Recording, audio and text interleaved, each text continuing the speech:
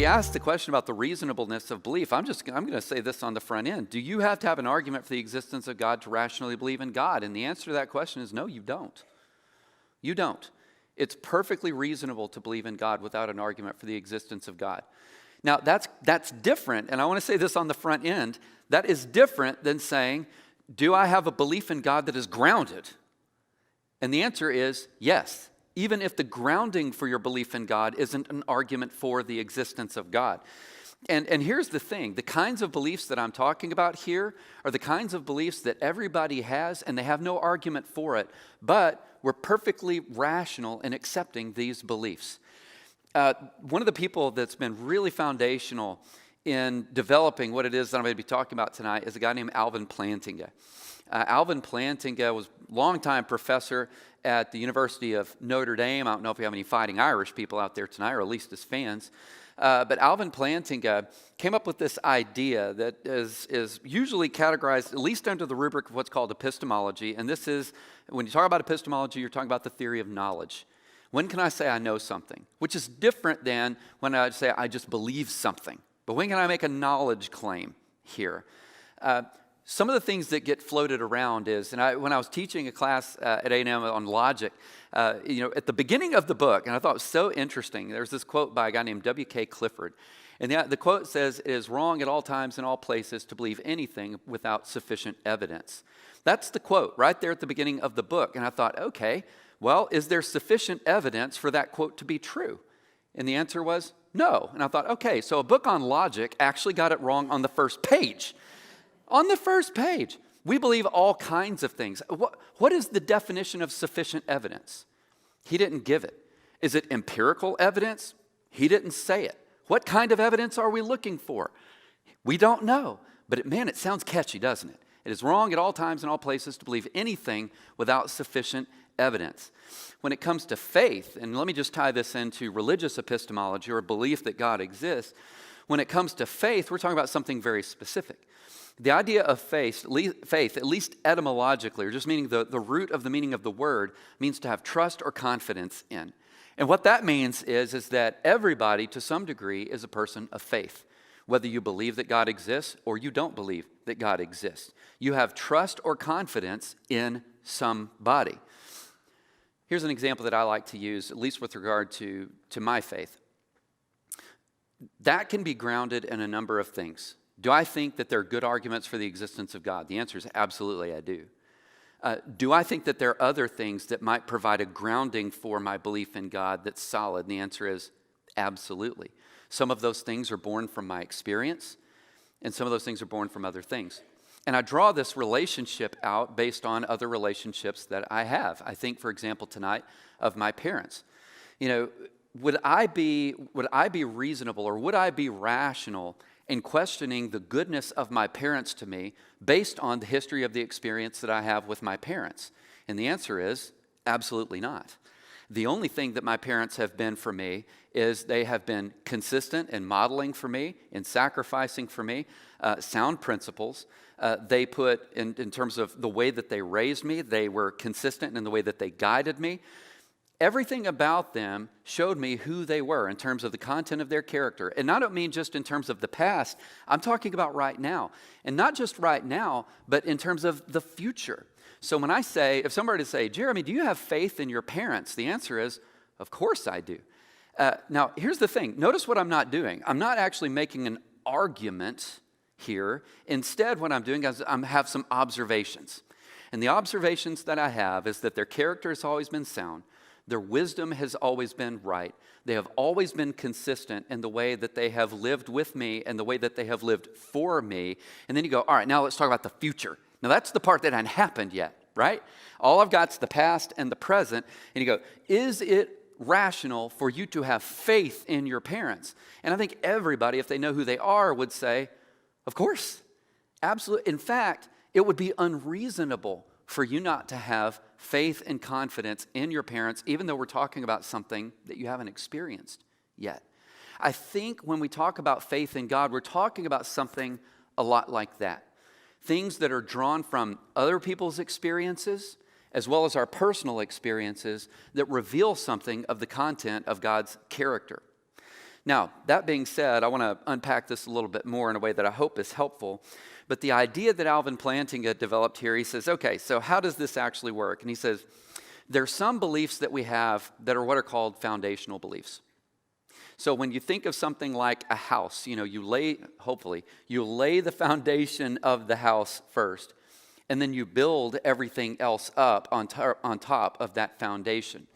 Now, with regard to your beliefs, here's what a foundational belief would look like. A foundational belief would be a belief that is rational, even though you're not basing it on other beliefs that you have. It's just reasonable to have that belief by itself.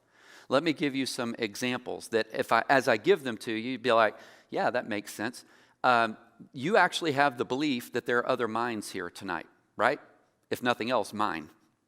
But of course, you look around and you see other people. You believe in other minds. You believe that the earth is more than, say, 5 minutes old. And it's not just 5 minutes old. You're not being deceived by your experience. Instead, the earth is actually more than 5 minutes old with all the appearance of age built into it.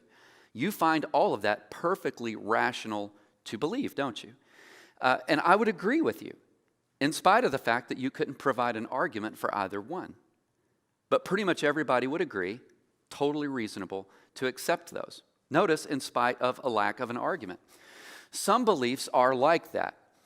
Some beliefs are what are called incorrigible beliefs. And it's virtually impossible to be in error about these beliefs, such as the belief that you're in pain. I seem to be in pain right now. Or I seem to have an itch on my arm. Well, it seems that way, right? You can't be necessarily wrong about that. Some beliefs are what are called self-evident beliefs.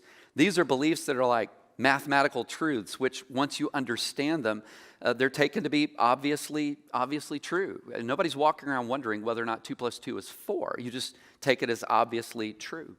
Here's another category of beliefs that you don't walk around and make an argument for, but you just take them as rational. Almost all of your sensory beliefs, almost all of them. Nobody walks around and says, you know what, first, before I can say that I'm reasonable in believing what I'm experiencing here and there, I need to know for sure that my sensory experiences are right. Nobody does that. You know what you do? You walk out here, you see trees, and you just have the belief that there's a tree. Or you walk up to your friend, and you just start interacting with your friend, and you believe that your friend exists. You're not sitting there going, is my friend really there? Instead, you take what is given in your experience unless special reasons apply. Does that make sense? Unless special reasons apply. What would some of those reasons be? If you know that you were taking a hit on LSD and you're like, hey, you know what? Can't help but notice all the floating unicorns around the room right now. That would be kind of an overriding reason here. I see a unicorn. You probably don't, right? But notice in that case, you actually have a good reason in mind to question your experience. When you think of Paul's conversion, if you look at Acts, Paul has an experience of the resurrected Jesus, right? He's just put to death some believers. He's already got his next mission. He's on the Damascus Road, basically his next hit job. And when he's there, he runs into Jesus. Now, here's the thing. It wasn't just that Paul had this experience. If you remember the way that Acts reports it, others that were around also saw that something was happening. It just didn't have the clarity or the vividness of what it is that Paul was experiencing when he was having that interaction with Jesus. Was it reasonable for Paul? Was it reasonable for Paul to believe that he had seen the resurrected Jesus? Unless there's something of which we are aware, right? Something that's going on in this guy's head of which we are unaware. It was perfectly reasonable for him to think, I just had an experience of the resurrected Christ. Why? It's because it was evident to his senses. That's why. Just like the empty tomb was evident to people's senses in Jerusalem beforehand. So, some beliefs, like maybe even belief in God, are what we could call a properly basic belief. These are beliefs that when you think about it, these are foundational beliefs. And based on these foundational beliefs that, honestly, we don't even have an argument for, we might, but they're grounded in something else. We have these foundational beliefs, and up from that, we kind of build a house of knowledge that is stable. Here's what Alvin Plantinga said. He said, although beliefs of this sort are typically taken as basic, it would be a mistake to describe them as groundless. Upon having experiences of a certain sort, I believe that I'm perceiving a tree. And in the typical case, I do not hold this belief on the basis of other beliefs, like you're just having the belief, hey, there's a tree. It's nonetheless not groundless. My having that characteristic sort of experience plays a crucial role in the formation of that belief. It plays a crucial role also in its justification. So you could ask yourself a simple question. Was I in the kind of place, physically maybe in this case, such that that kind of belief could be formed? And if the answer to that question is yes, then it's perfectly reasonable to take, unless special reasons apply, it's perfectly reasonable to take what is given in your experience as a reliable guide to reality and thus grounded. Let me give you some other examples. Some people have an experience. Some people are ocean people. You know, they go out to the ocean, and while they're out there, they can't help but think, God must exist. Some people are mountain people. Now you're getting to me, all right? The sand on the beach and swimming trunks. After a while, you go, But you go up into the mountain, right? You go up into the mountain, and you know what I'm talking about. You kind of get away from the distraction and everything else, and you have this experience, and you go, there has to be a God. For some people, it's when they have the conviction of sin. I want you to think about it. They're not sitting there going, I need an argument here. It's they literally come under the conviction of sin. And when they do it, it's perfectly reasonable in that moment to say, there has to be an other that I have offended here. Who are the candidates? Well, it's a pretty small list, right? It's perfectly reasonable right then to say, maybe it's God. Maybe it's God. Now, I want to be clear, because when you look into the Word of God, you look, for example, at 1 Corinthians chapter 15. You go earlier in 1 Corinthians, and it says, the gospel is foolishness to those who don't believe. And some people would say, yeah, so what Paul's telling you here is don't make an argument for the existence of God. I'm like, that's not what Paul's telling you there. Because it's the same Paul writing there in the earlier part of 1 Corinthians that in 1 Corinthians 15 is like, now I want to give you the evidence for the resurrection of Jesus. Same guy, same letter. Instead, what he's doing in 1 Corinthians 15 is he's invoking evidence for the resurrection of Jesus, and he does it in a creed, basically, in 1 Corinthians 15, verses 3 through 8. That which has been handed down to me, now I hand down to you. And he goes on to talk about the appearances of Jesus and even encourages people to go and talk to the witnesses of what transpired in Jerusalem at the time of Jesus' death and what happened after the death of Jesus. All of that to say this: do you have to have an argument for the existence of God to rationally believe in God? I think the answer to that is no.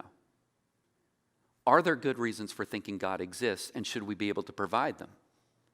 And I think the answer to that is yes. And here's why. Suppose that you're the type of person that's the beach person, right?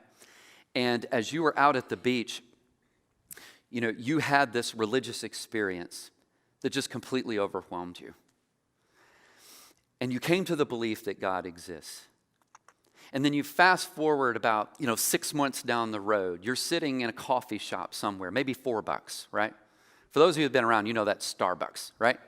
But you're sitting in $4 and you're drinking your latte that isn't nearly as good as what we provide here, right? I mean, that's a shout out to our friends here at Avid Coffee Roasters.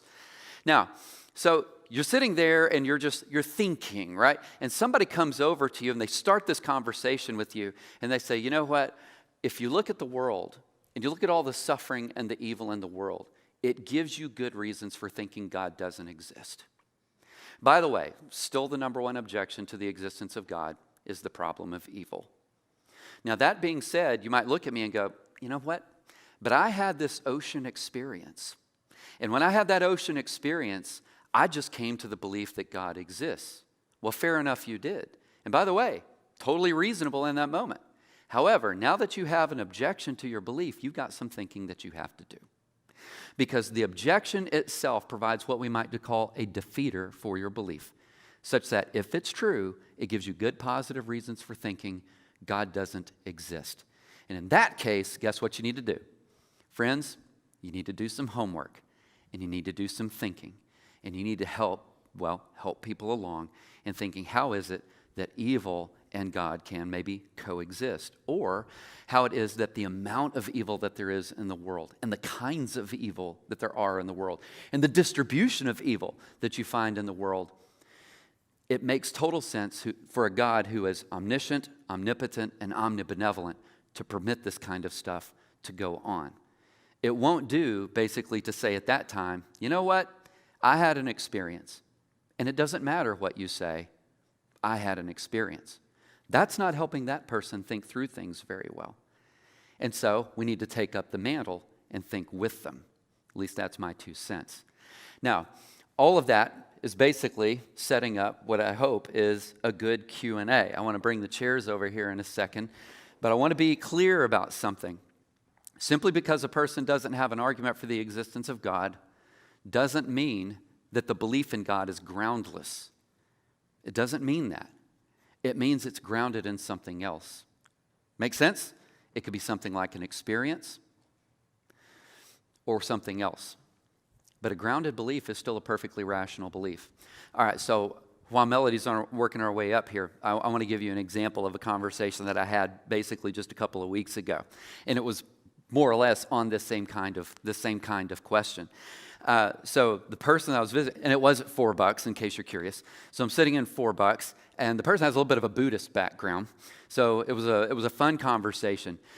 Here was the thing. So we're having this conversation. They said, well, when it comes to your belief in Christianity, do you have good positive reasons for thinking Christianity is true? And I said, absolutely, I do.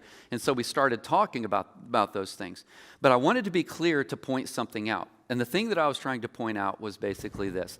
Maybe what it is that you're looking for is something different from what you've got. Maybe it's just different from what you've got. So when you think about your worldview, and everybody has one, there's no such a thing as a person that comes from a neutral place. Everybody is biased. Everybody. That includes me. That doesn't matter, right? I mean, as I've told you before, it would be a little bit weird for me to say, I think Christianity is true. I'm not biased toward it. You would probably find that weird. Instead, what it is I think that we're looking for, and much like I had in the conversation with my Buddhist friend, he just wants me to be fair. That's it. That's it. And so we want to be fair. Now, when I say, you've had that ocean experience and you came to the belief that God exists, or you had that mountaintop experience and you came to the belief that God exists, does that mean that any belief whatsoever is just okay because you had some experience? And the answer is no, not at all. I've already given you some reasons for thinking that. But one of the reasons for thinking what I'm talking about is an acceptable way of looking at it is this. Suppose for a second that God actually exists. And suppose for a second that what God did is when He created us inherently with a sense of His existence and awareness. And as you go out into the world, you go out onto the mountaintop or you go to the ocean, and there's that thing in you. Alvin Plantinga calls it, borrowing from John Calvin, there's the sensus divinitatis. There is this sense of the divine. It's already there. And what you have is you have an experience of the world that triggers that. He said that can only happen if you have a God that already put that in there for you so that the experience can trigger it. One of the key differences between me and my Buddhist friend, by the way, functionally at least, Buddhism, at least in its roots, doesn't even believe God exists. There is no creator out there. There isn't one, so to speak, that orders us to have these kinds of beliefs. So does it give us reason for thinking that any belief whatsoever at any time is rational just because I had an experience of something? And the answer is no, not at all. Now, so what I want to do is I want to turn to some questions. In the coming weeks, just heads up, I pointed out a few things about religious experiences. Some of you have asked some questions to me personally about religious experiences, so I'm going to turn to that next week. What are the different kinds of religious experiences, and when can I say those are trustworthy versus, that one's got to go? What are the things that I should be looking for? And then we'll get into some reasons for thinking, like actual arguments for the existence of God after that. But for now, how about questions? Does that sound good? All right, let's do it.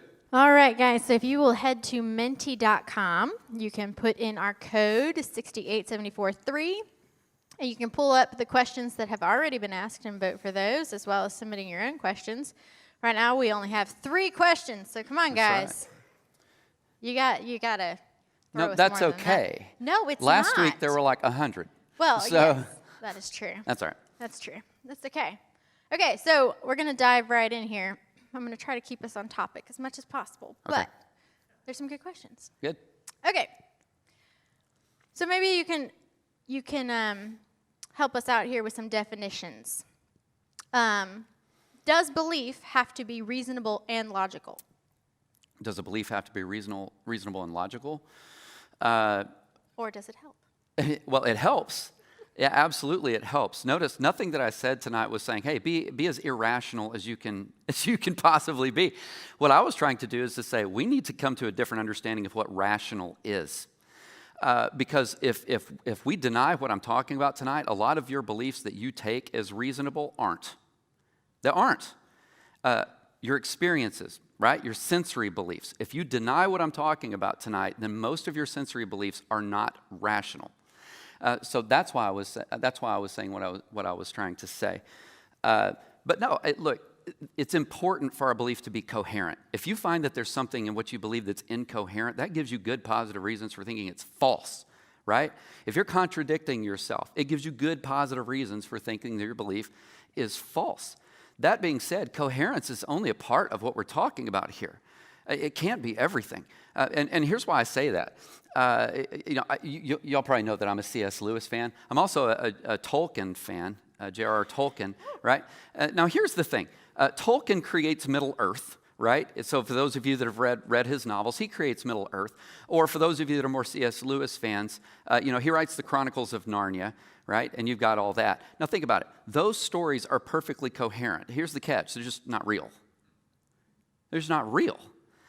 Coherence is only a part of the story here. There are other things that are necessary in what we're talking about. So we want to be reasonable. What I'm trying to do is to say we need to rethink what it means to be reasonable, right? So some of the things that I was talking, that's why I was saying, think about the example with my parents. I have faith and trust in my parents. Why do I have faith and trust in my parents? Because of everything that I've observed.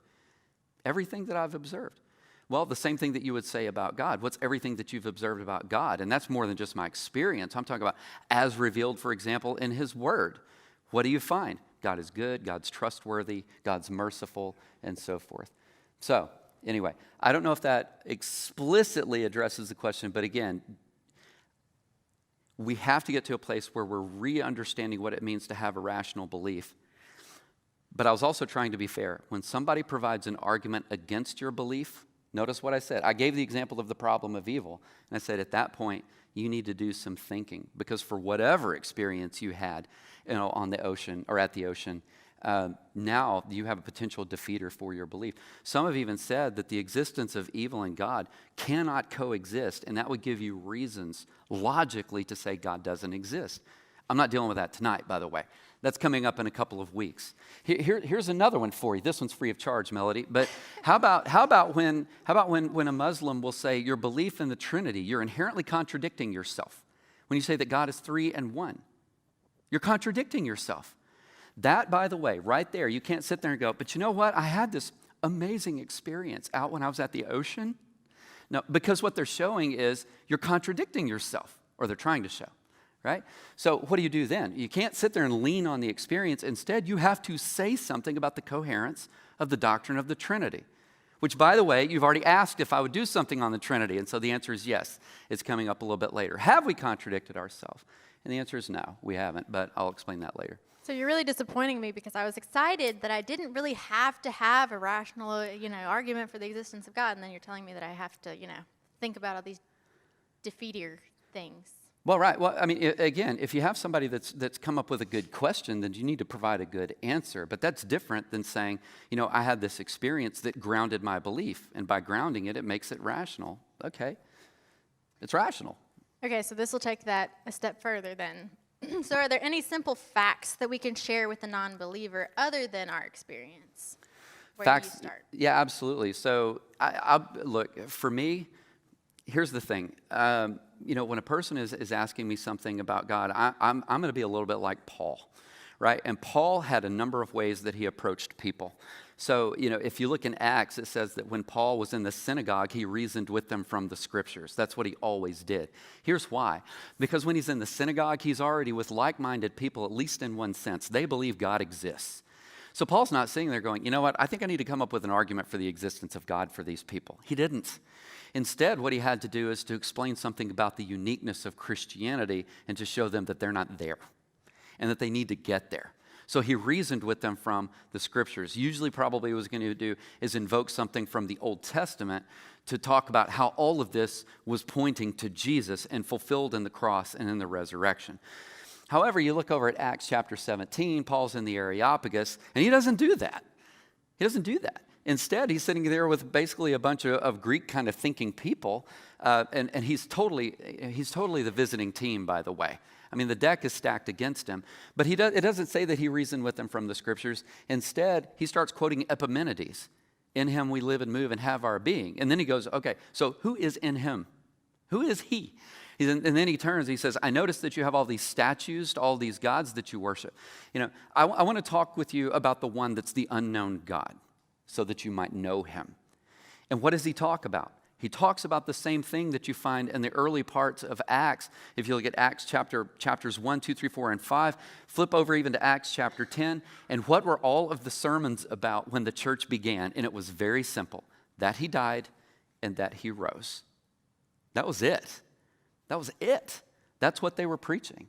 By the way, that could make my job on a Sunday morning so much easier, right? I could get up there every Sunday and go, Jesus died and he rose. Hugh, come on up and lead us in a song, right? That was basically that's what they were preaching. Then the question becomes, is there good positive reasons for thinking that he rose?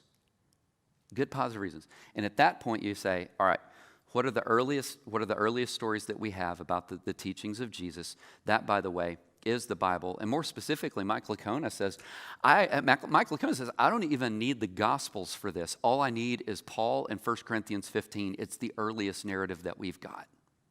The earliest narrative that we got is right there. He says, and what do they all speak to? They all speak to the eyewitnesses that spoke of the events pertaining to his death and his bodily appearing to people over a 40-day period, of course, before he ascends. And so there you go. That's why like a Mike Licona, William Lane Craig, a Gary Habermas, among others, will say, hey, let's start with places that nobody's disagreeing. What does everybody agree on? And it's pretty simple. That Jesus lived, that he died on the cross, that the tomb was empty, right? And by the way, and that the early church in Jerusalem exploded largely because the testimony was all the same. That dead guy was walking. All of that should count, when you think about it, as evidence, not just for the existence of God, but something very specific for Christianity itself. It's really good. Okay, so we're thinking about rational arguments here and logical arguments. Let's talk about scientific arguments. Why do people think that the Bible is scientific? If belief does not need to be rational or logical, then science is not a factor in belief. True? Except that I do think your beliefs need to be rational, and I do think your beliefs need to be logical. That was actually kind of the point of the whole talk, except to say we need to understand what rationality actually is, and it's not what most people think. So that's why I was starting there, right? And as far as science is concerned, I mean, here's the tenet that I accept. What I believe about the Word of God, it is true to and with regard to everything to which it speaks. It is not, when you think about it, a guide to everything in the sense of go back into Genesis 1 and Genesis 2, and there God is giving you the mechanics of how he created. Go look, it's not there. It isn't there. The focus in Genesis 1 and Genesis chapter 2 is completely different. The focus in Genesis 1 and 2 is the who of creation. Who did this? Not the mechanics of it. How did he do this? Look, I've been digging. I haven't found the mechanics of creation in the Bible just yet. And that's why I don't have a problem with saying, hey, there's some places that science helps us out. That's good. That's good. Notice that some of the conclusions that science have come to we found to be very compatible with our Christian belief. You know, that our universe had a beginning, and that the beginning of the universe literally was the beginning of space and time. Doesn't that gel pretty nicely, at least with what we've conceived of in the creation narrative itself in Genesis chapter 1 and Genesis chapter 2? I think the answer to that is yes. What are the characteristics of God? We usually describe God as, as essentially spaceless. He's incorporeal. God doesn't have a body and so forth. But when you think of physical stuff, it's located in space and time. Doesn't that seem to fit pretty nicely with other Christian beliefs that we have? So I don't have any problem with science. By the way, we've changed the way that we interpret passages of Scripture because of scientific discoveries. So what? All that means is that we needed to change our interpretation based on better evidence. And that's why I go, that's fine. So when you had the belief that, the earth was the center of the universe, right? We're a far cry from that now. But when it was there and you have the motion of the stars and so forth, there were certain psalms and certain passages of Scripture that we just flat got wrong because it was based on the wrong model of the universe. Do I lose any sleep over that? Nope. I sit there and I say, hey, science helped us out there. That's a good thing. And we needed to change our interpretation. I don't have any problem with that at all.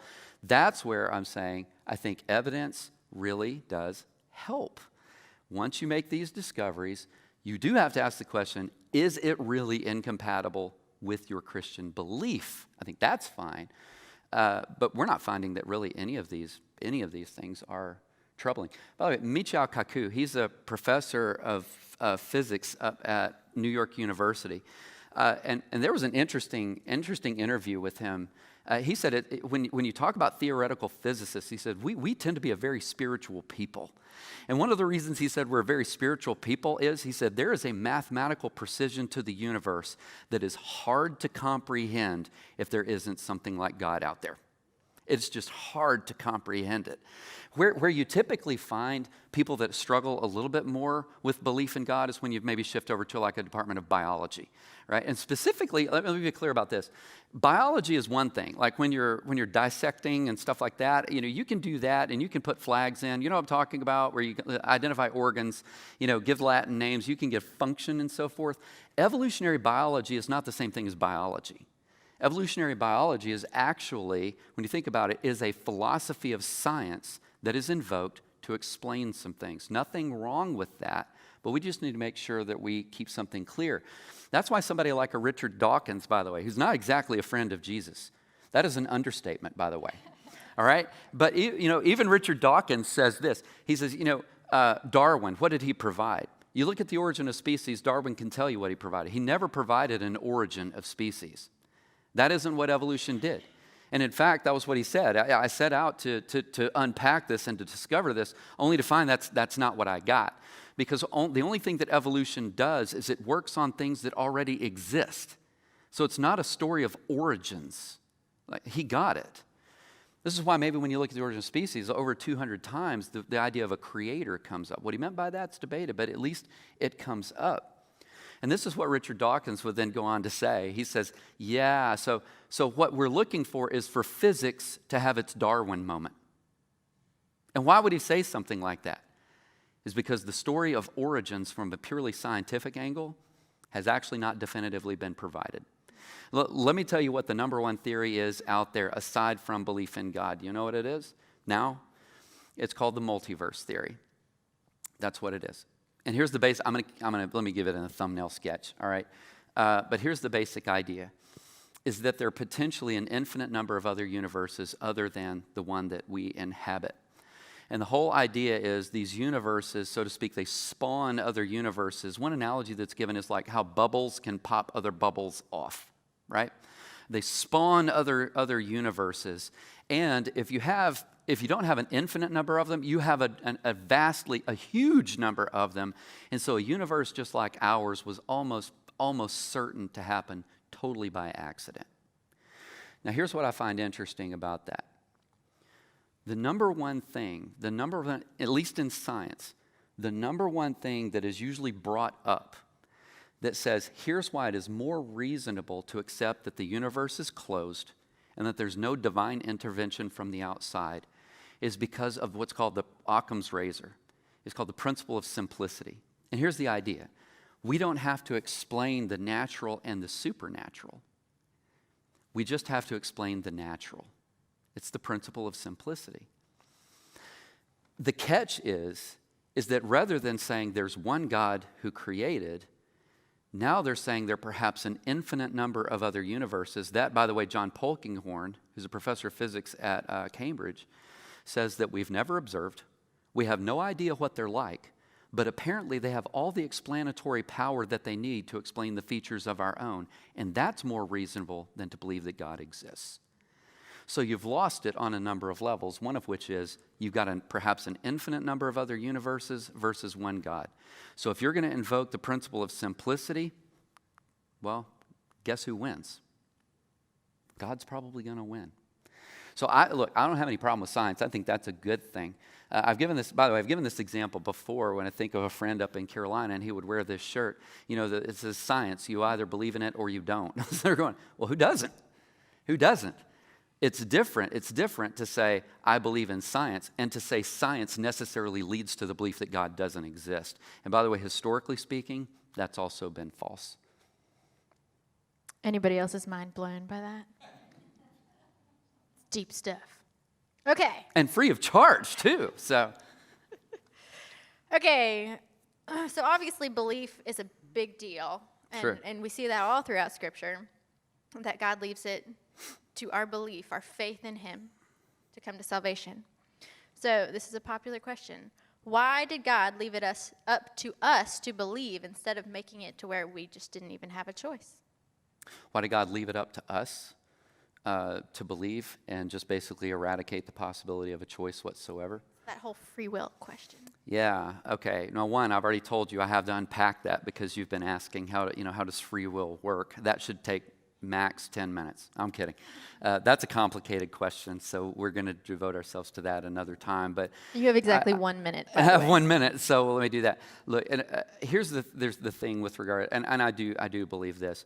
I think that there is something when you talk about what love is, when you really think about what love is, love is something that is directed toward an object that you are choosing to have that relationship with. At the end of the day, that's what love is. What you don't want to say is that since we can skip the idea that there's a mind, there is no mind, there's just a brain, and there's only brain states, that really what my love for my mom or my dad or my wife or my children is a neuron firing. And then every behavior that I have is basically a byproduct of those neurons firing. Notice that eradicates the idea of a choice in behaviors to any of them. Instead, I start from a different place. One, I think it's reasonable to believe that God exists. But the other thing is that I see that there are certain things about God that love is diffusive of itself, right? There's an object of love. And there's also a choice to love. So it probably lets the cat out of the bag a little bit as to what I think. There is something, so to speak, up to us as to whether or not we're going to make that choice, whether or not to love God, whether or not to love Jesus, whether or not to love others. I think in the end that's going to be up to us. Because, well, if you think about it, the idea of love on the other side makes no sense at all, right? It makes no sense at all. A love that is not freely chosen and a love that's not freely given isn't love, period. That's good stuff. That's a short answer. You said I had a minute, and I took a minute. So yeah, that's exactly a minute. There you go. That's very good. All right, so we have a few more questions, and we will be posting those to social media later this week. And if you miss it, we will have it on the screen before Veritas next week. Do you want to highlight again where we're going next week? Yeah, so next week, I talked a little bit about experiences, but some people really question religious experiences. And so I want to, before I even get to next week, I want to ask this question. Anybody in this room want to admit that you've had a religious experience? Can I see a show of hands here? You don't have to be shy about it. Has anybody in the room had a religious experience? All right. It's funny. Let me ask you this question. How many people in this room believe that God exists? Can I see your hands? All right, that's interesting. Can I go back to my first question? How many people in this room have had a religious experience? Can I see your hands again? Oh, see, I got a little bit more that time. Yeah. Here's why I did that. One is because I wanted to mess with you for a second. But the other thing is this. There's not just one kind of religious experience. There are a number of kinds of religious experiences. But is it reasonable to trust those things when I have them? That's a different question. And given the prominence of what's reported in the kinds of religious experiences, because a lot of you, I think, are now admitting that you've had one, if nothing else, how many of you have said, I've had a salvation experience with Jesus? That's a religious experience of a sort. How can I know that I can trust that?